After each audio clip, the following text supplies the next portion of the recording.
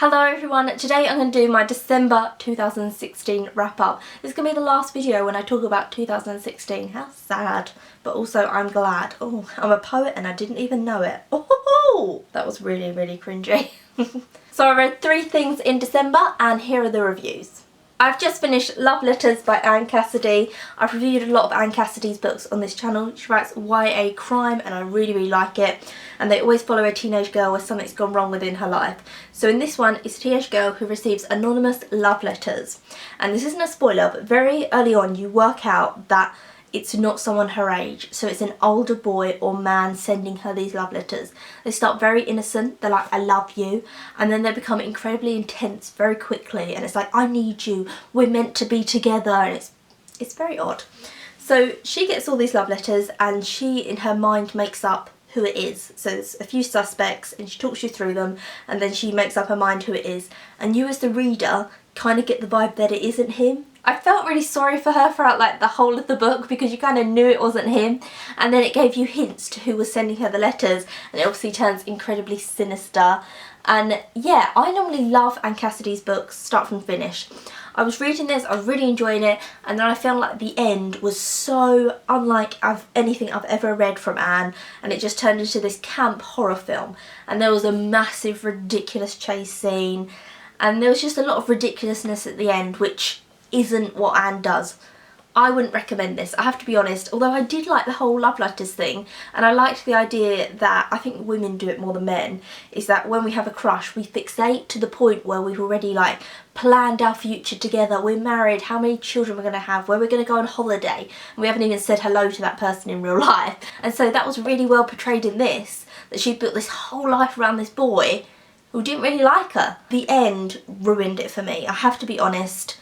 Oh, Anne, where did you go wrong? I mean, she's normally so realistic, and that's what I love about it, is it's so realistic, and it's things that happen to, like, girls all the time.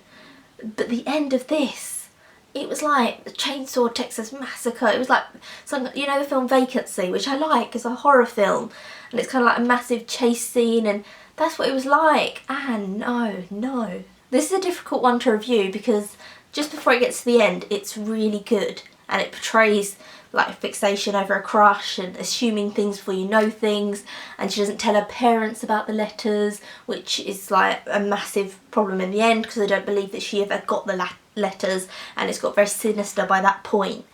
And so it's like a good lesson to be learned, but then the end's ridiculous, so I don't know. If you see this in a charity shop, nab it, pick it up, give it a read, maybe just miss out the end.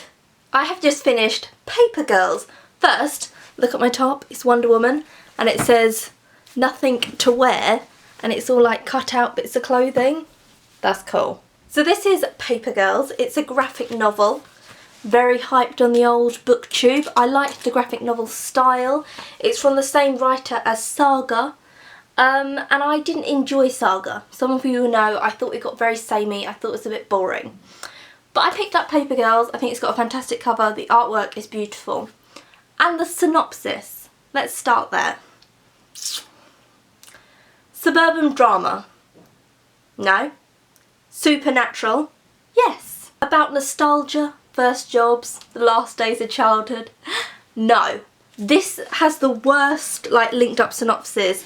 You see how annoyed I am? Like, started off really well because there's this one girl who's the first paper girl. Before that they only had paper boys, so she's kind of like a little hero to them. They're like, oh, we'll look up to her, she's fantastic.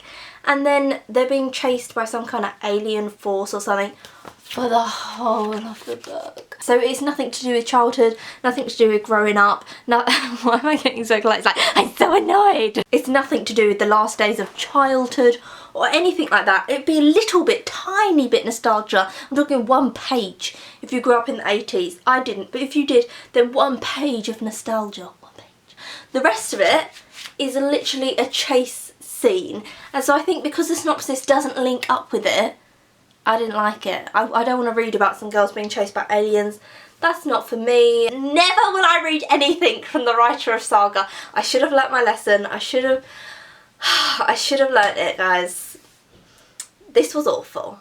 Girls, that's not what you were, you know, saying you were. So I've just finished Now We Are 60 and a Bit. It's a poetry collection. I'm in a park.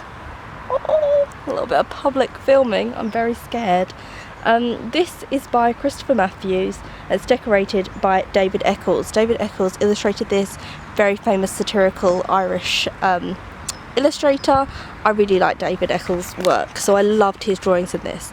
This is actually a follow-up book. There was a book called Now We Are 60, and it had loads of poems about being 60. It was hugely successful, and so he got asked to write another one, and this is exactly what he did. It's also based on A.A. Milne's Winnie the Pooh, or something to do with his poetry. So let me show you. It's quite confusing, to be fair. So we'll have a poet name. So this is called Breather, but then underneath he'll say After Halfway Down, and I think Halfway Down is an A.A. Milne poem for children, and so he's now kind of taken a satirical take on that. So A.A. Milne wrote something for children, and then he's writing something with the same theme but for adults. I thought this was good. I liked it. Some of it were funny, some of them were like riddles. I thought it was good. I think the better ones are at the end. There's one called Home, and it's about an old woman saying, this isn't my home, this isn't my home, and she's in a retirement home, and that's really beautiful.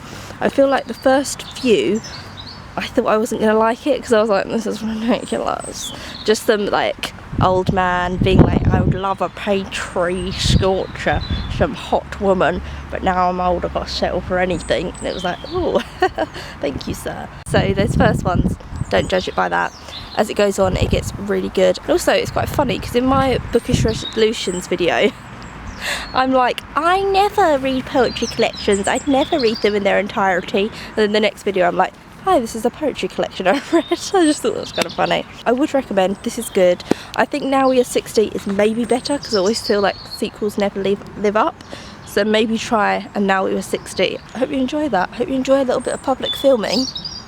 My arm's gonna collapse, it's so heavy, bye. I hope you enjoyed this video, and if you did, then comment down below what you read in December, and I will see you again soon for another video. Also, I can't make up my mind whether my eye makeup is hideous or nice. Like, it's really like, oh my god. Dun, dun, dun, dun.